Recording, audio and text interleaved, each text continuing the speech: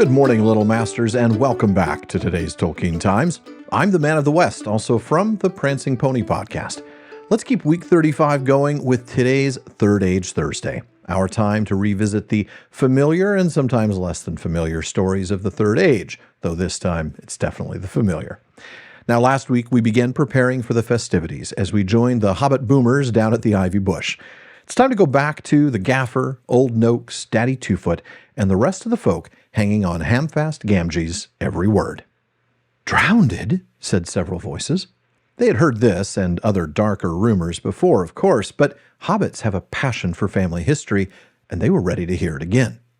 "Well, so they say," said the Gaffer. "You see, Mr. Drogo, he married poor Miss Primula Brandybuck.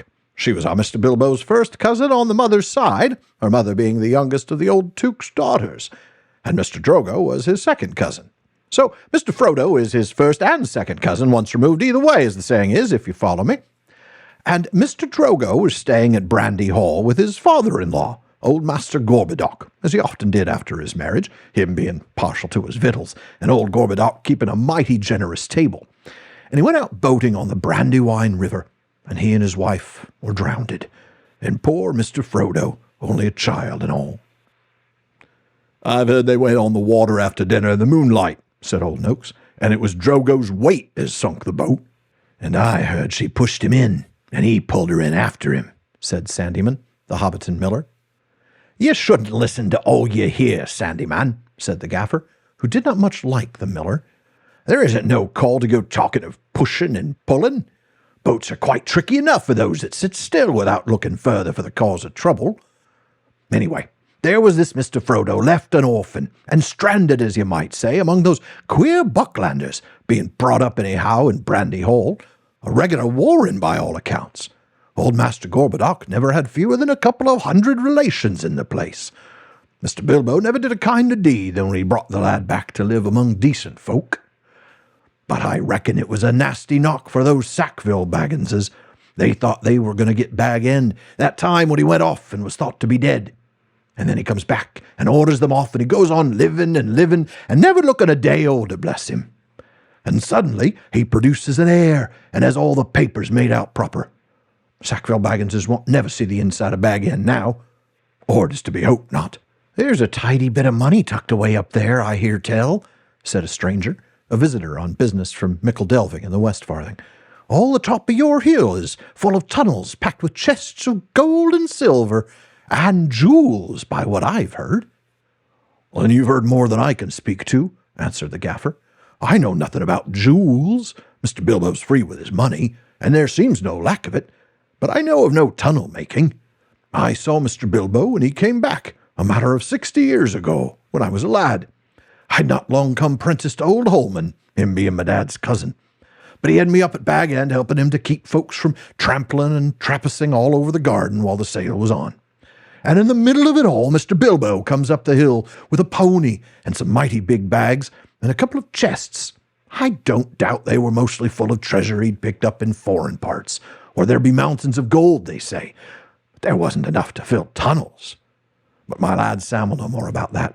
He's in and out of Bag End, crazy about stories of the old days he is, and he listens to all Mr. Bilbo's tales. Mr. Bilbo has learned him his letters, meaning no harm, mark you, and I hope no harm will come of it. 'Elves and dragons,' I says to him, 'cabbages and potatoes are better for me and you. Don't go getting mixed up in the business of your betters, or you'll land in trouble too big for you,' I says to him. And I might say it to others," he added, with a look at the stranger and the miller. But the Gaffer did not convince his audience. The legend of Bilbo's wealth was now too firmly fixed in the minds of the younger generation of hobbits. The Gaffer, having artfully drawn everybody's attention closely to his tale, continues the story by providing details on the tragic drowning of Frodo's parents. First, we're going to explain this genealogy a bit. Primula Brandybuck's mother was Mirabella Tuke, the 11th of 12 kids, but one of only 3 daughters. One of the other daughters is Donna Mira, who married Hugo Boffin, but you're likely more familiar with the other of the 3, Belladonna Tuke. She married Bungo Baggins, and Bilbo is their son. So Frodo is the grandson of Mirabella and the grandnephew of Belladonna, hence Frodo and Bilbo are first cousins. Now, the younger generation of hobbits is also connected through this very large family. Merry is Mirabella's great-grandson, while Fatty is the great-grandson of Donna Mira, and Pippin is the great-grandson of one of their brothers, Hildegrim. That's not confusing at all, is it? I can't hardly keep that straight. Now, back to the Gaffer's tale. Old Noakes doesn't believe that it was just a drowning, blaming their deaths on Drogo's weight. But it's Sandyman who's got the particularly evil twist on this. Nothing like a double murder to make things interesting. Now, this bit about the miller not being liked is interesting and worth a mention before I wrap up. According to Hammond and Skull's Reader's Companion, in the medieval village, the miller was the most prosperous and the least popular inhabitant, as the villagers had to bring their grain to him for milling, and he did the measuring. Naturally, he was suspected of cheating, and in literature of the Middle Ages, such as Chaucer's Canterbury Tales, he is typically characterized as dishonest. Now that is interesting stuff. But that does it for now. So folks, thank you for joining me for this week's Third Age Thursday. Come back next week as we talk about the outlandish folk visiting Bilbo and how they do things proper at Bag End. And check out patreon.com/Tolkien Times to learn how you can support the show, get an ad-free feed, join my content council, get a bonus episode every week, and more. And then join me again tomorrow on today's Tolkien Times as we try something new this series on Friday. If you're watching this on YouTube, please like and subscribe.